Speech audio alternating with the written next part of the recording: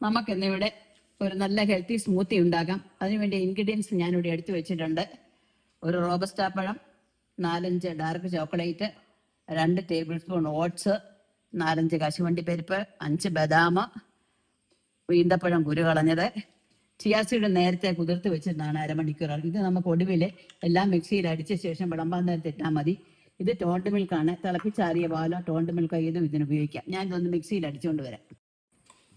നമ്മുടെ സ്മൂത്തി ഇവിടെ റെഡി ആയിട്ടുണ്ട്. ആദ്യമേ ഇൻഗ്രീഡിയൻസ് എല്ലാം കൂടെ ഞാൻ മിക്സിയിൽ ഒന്ന് അടിച്ചു. അതിനുശേഷമാണ് തണുത്ത പാല് ചേർത്ത് അടിച്ചത്. ഇനി നമുക്കിത് ഗ്ലാസ്സിലേക്ക് എടുക്കാം. പാല് തണുത്തതായതുകൊണ്ട് തണുപ്പിക്കേണ്ട ആവശ്യമില്ല. ആവശ്യത്തിനുള്ള തണുപ്പുണ്ട് ഇതിന്.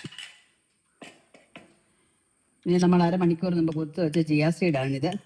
ചിയാ സീഡ് മുകളിലിട്ടിട്ട് നമുക്കിതൊന്ന് മിക്സ് ചെയ്ത് കഴിക്കാം.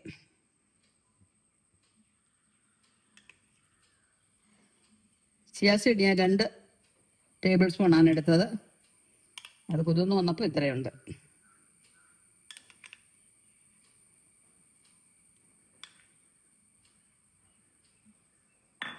നന്നായിട്ടൊന്ന് മിക്സ് ചെയ്യട്ടെ.